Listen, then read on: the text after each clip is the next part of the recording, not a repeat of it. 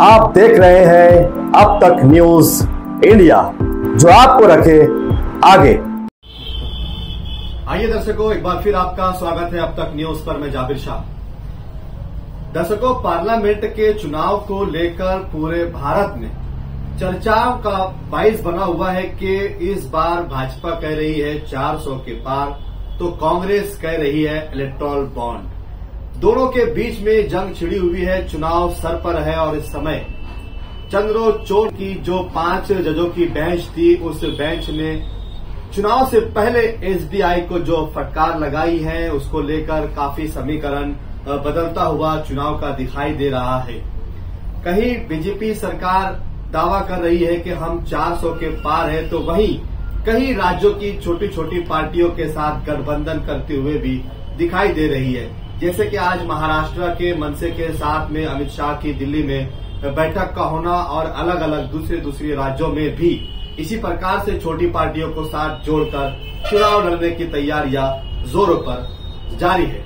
तो हम बात करेंगे धुलिया मालेगांव मतदार संघ की कि बीजेपी ने अपना उम्मीदवार तो यहां पर जाहिर कर दिया है, लेकिन अभी तक महाविकास अघाड़ी का किसी भी उम्मीदवार का ऐलान नहीं हुआ है। लेकिन अचानक से आज मालेगांव शहर में रोहित पवार का दौरा अचानक से हो जाना, थोड़ा सा माहौल यहां पर गर्मा गया है और राजनीति में थोड़ी सी गर्मी भी आ गई है कि रोहित पवार की अचानक से इस धुलिये मतदार संघ में एंट्री करना और यहां पर उनका अम्बलनेर से लेकर चोपड़ा, धुलिया, मालेगांव, सटाना, बागलान के सभी इलाकों में उनका आज दौरा हुआ है। यहां पर हमने उनसे बातचीत भी की है कि उनका क्या मत था अचानक से दौरा करने का, वो भी आपको सुनाएंगे।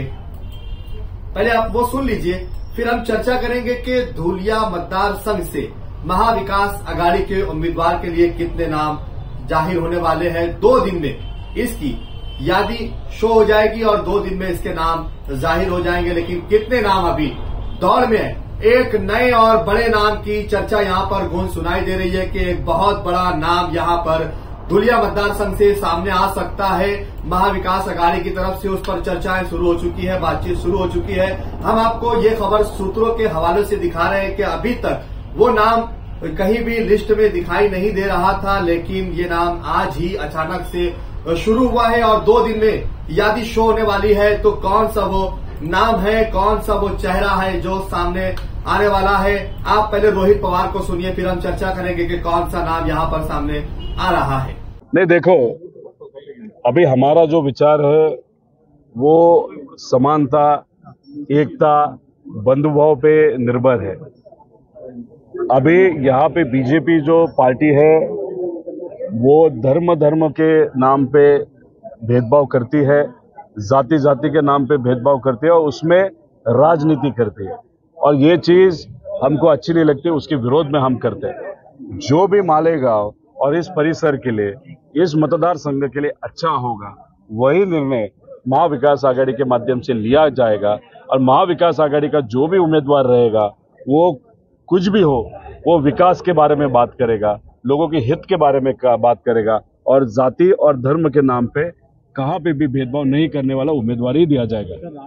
दर्शकों, आपने रोहित पवार के स्टेटमेंट को भी सुना कि किस तरीके से बीजेपी पर हमला होते हुए उन्होंने इस समय धुलिया मतदार संघ में दौरे करने की अचानक क्या बात कही है। महाविकास अघाड़ी की 2 दिन में यादी शो होने वाली है, कौन कौन से नाम शो होने वाले हैं। सबसे पहले यहां पर नाम चल रहा है डॉक्टर तुषार शिवाड़े, जो पहले भी कांग्रेस पार्टी से असेंबली के चुनाव में उम्मीदवारी कर चुके और इस बार लोकसभा के चुनाव में उनकी काफी तैयारियां यहां पर दिखाई दे रही है। राहुल गांधी की जब भारत जोड़ो न्याय यात्रा मालेगांव शहर में आई थी तो उसी सभा में दिखाई भी दिए थे, नजर भी आए थे।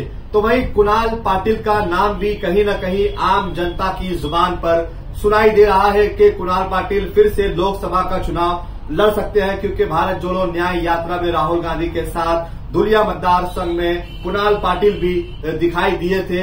तो वहीं अभी कल से एक नाम और चर्चा में शुरू हो गया है, जिसमें राजेंद्र भोसले यानी कि राजू भैया का नाम भी यहां पर सामने आ रहा है कि वो भी लोकसभा का चुनाव लड़ने की तैयारी कर रहे हैं। लेकिन सबसे बड़ा नाम कौन सा यहां पर दर्शकों सूत्रों के हवालों से सुनाई दे रहा है, शायद कल से इस बात की चर्चा भी हो सकती है। मालेगांव शहर में बरस से 30-35 सालों तक मालेगांव शहर के आउटर के मतदाताओं के दिलों पर राज करते रहे और कई सालों तक मंत्री रहे, मिनिस्टर रहे, आमदार रहे। जी हां, हम बात कर रहे हैं प्रशांत दादा हीरे की कि यहां पर महाविकास अघाड़ी की तरफ से प्रशांत दादा हीरे का नाम भी सामने आ सकता है, जो एक मजबूत और बड़ा चेहरा सामने दिखाई दे रहा है। अगर प्रशांत दादा हीरे अगर इस लोकसभा के चुनाव में उतरते हैं तो क्या चुनाव एकदम टक्कर का होगा, मुकाबले का होगा, या फिर डॉक्टर सुभाष भामरे इसके ऊपर भारी पड़ते हुए दिखाई देंगे? ये तो नाम सामने आने के बाद ही पता चलेगा। लेकिन अभी तक इसके ऊपर प्रशांत दादा हीरे या उनके समर्थक या उनके परिवार की ओर से कोई भी स्टेटमेंट नहीं आया है, पार्टी की तरफ से इसका कोई भी बयान नहीं आया है। हम ये खबर आपको सूत्रों के हवाले से बता रहे हैं कि हमें खबर मिली है कि प्रशांत दादा हीरे लोकसभा के चुनाव लड़ सकते हैं।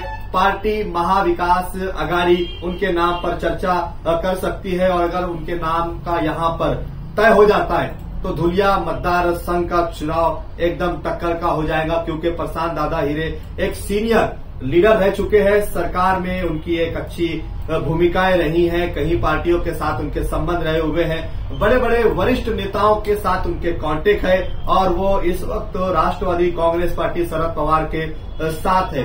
लेकिन ये सीट हमेशा से ही कांग्रेस पार्टी की सीट रही है।